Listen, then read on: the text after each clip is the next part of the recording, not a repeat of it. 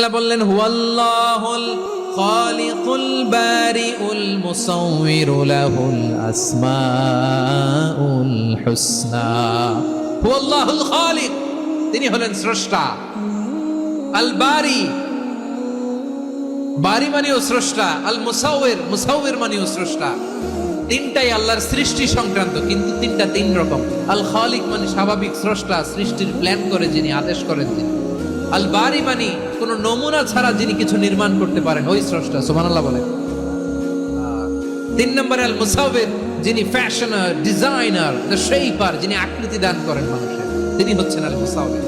এক নম্বরে আল্লাহ হলেন খালিক, আমাদের স্রষ্টা।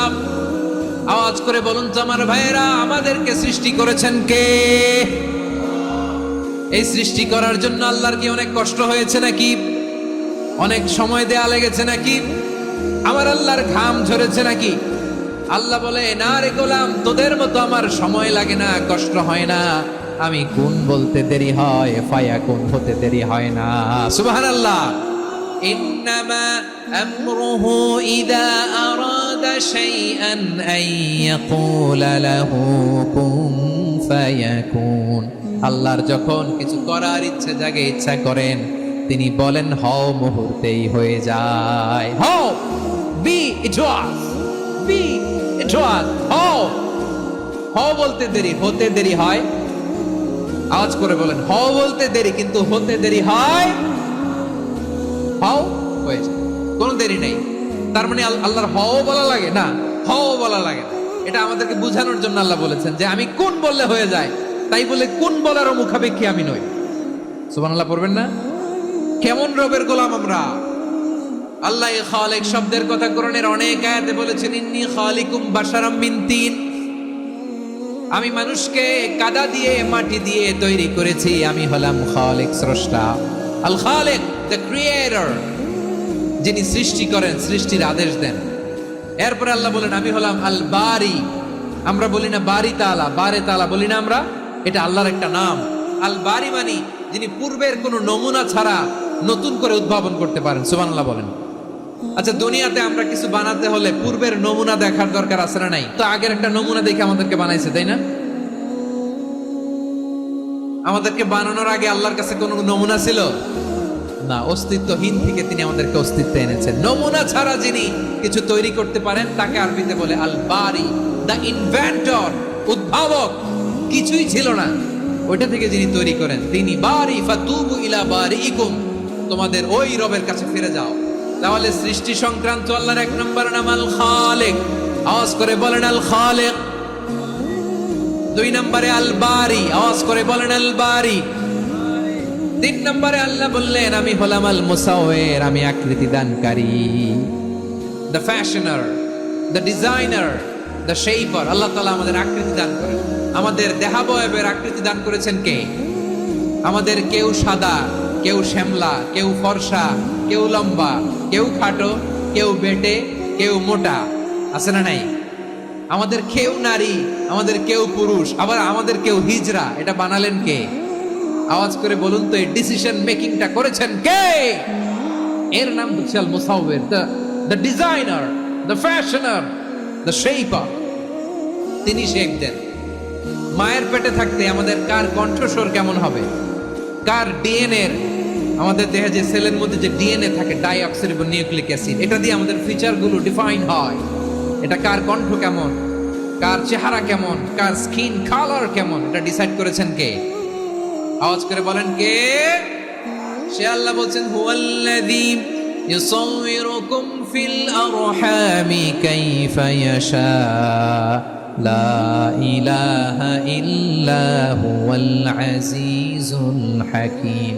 তিনি এমন সত্তা যিনি মায়ের পেটে থাকতেই তোমাদের চেহারার আকৃতি দিয়েছেন, যেমন চেয়েছেন তেমন দিয়েছেন। তিনি কে? আপনার চেহারার ডিজাইন করছে কে? আমারটা ডিজাইন করছে কে? নাকি আমরা করছি?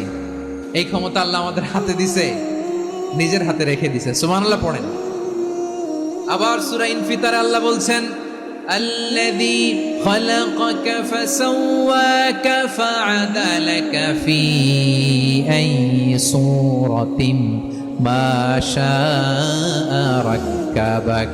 তিনি এমন সত্তা যিনি তোমাদের সৃষ্টি করেছেন, এই সৃষ্টিকে সুবিন্যস্ত করেছেন, সুষম করেছেন, যেমন চেয়েছেন তেমন আকৃতিতে তোমাদেরকে তিনি দুনিয়ায় পাঠিয়েছেন। সুবহানাল্লাহ।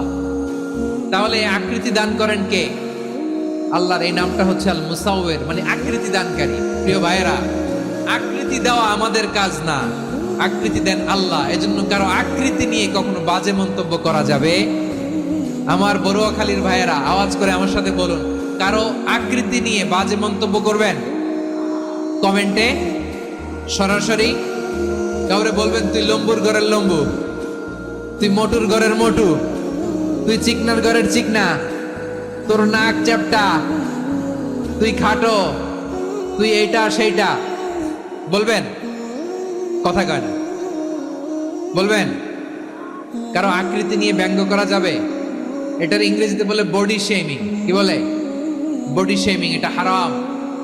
আমার কলিজার টুকরা যুবক ভাইয়েরা, খবরদার, কোশ্চিনকালেও আমরা কারো দেহের আকৃতি নিয়ে, বডি শেপ নিয়ে মন্দ কথা, বাজে কমেন্টস করব। কারণ এই আকৃতিটা দিয়েছে কে? আচ্ছা, ও যে শ্যামলা, ওরে শ্যামলা বানালো কে? আর এই লোক যে ফর্সা, এর ফর্সা বানালো কে? একজন লম্বা, কে বানালো? আরেকজন খাটো, কে বানালো?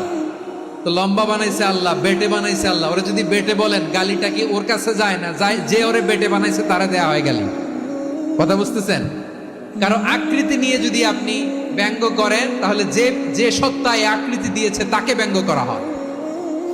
কেউ খাটো হওয়ার জন্য ওরা যদি আপনি খাটু বলেন, ওকে বলেন নাই, যে সত্তা তাকে খাটো বানিয়েছে তাকে বলেছেন আপনি। তাহলে কারো আকৃতি নিয়ে ব্যঙ্গ করবেন? করবেন?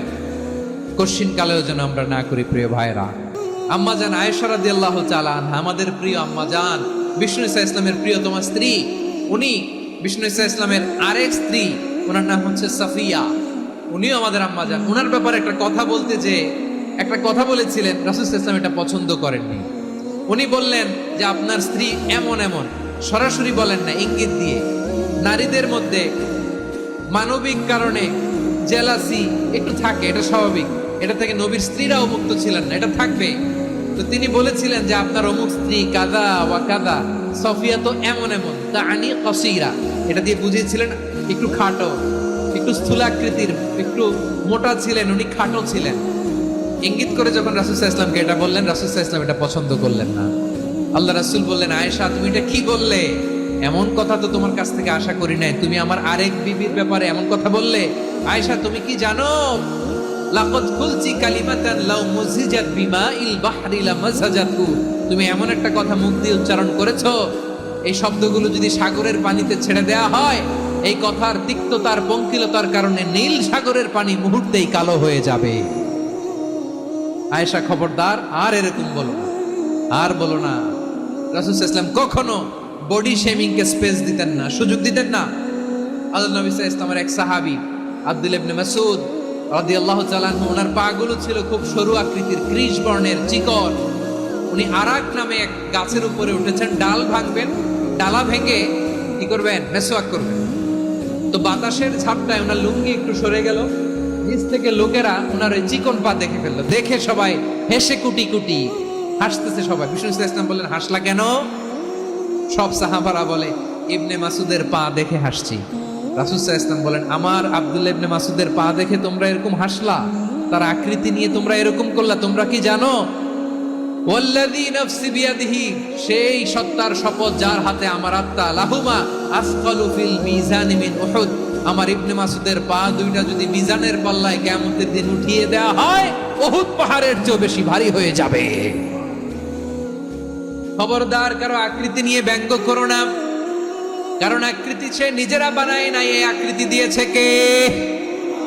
ও ভাই, আমার আকৃতি কেমন হবে এটা ফিক্স করার দায়িত্ব যদি আল্লাহ আমাকে দিত, আমি কি করতাম বলেন তো দেখি, উত্তর দেন। সুন্দর করে নিজেকে সুশোভিত করে, শুভ্র, ফর্সা, ড্যাশিং, ফ্যাসিনেটিং, স্মার্ট করে নিজেকে তৈরি করতাম, ঠিক কিনা? কোন নারীকে যদি তার চেহারা, রং, গড়ন, অবয়ব, দেহাবয়ব, আকৃতি, শেপ কেমন হবে এটা ফিক্স করার দায়িত্ব যদি আল্লাহ তাকেই দিয়ে দিতেন, সে নিজেকে সবচেয়ে সুন্দরী, সবচেয়ে রূপবতী করে তৈরি করতো, ঠিক কিনা? তো এটা আল্লাহ তাআলা দেন নাই, এটা পরীক্ষা হিসেবে রেখে দিয়েছেন। আল্লাহ কাউকে ফর্সা বানিয়েছেন, এটা তার জন্য পরীক্ষা। কাউকে আল্লাহ শ্যামবর্ণের বানিয়েছেন, এটা তার জন্য পরীক্ষা। কাউকে আল্লাহ নারী বানিয়েছেন, এটা পরীক্ষা। কাউকে পুরুষ বানিয়েছেন, এটাও পরীক্ষা। চিল্লায় বলেন আল্লাহু আকবার।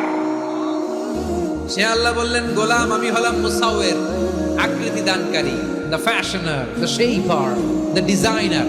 এজন্য কারো চেহারা নিয়ে আজকে থেকে আমরা আর কোনো বাজে মন্তব্য করব মনে থাকবে।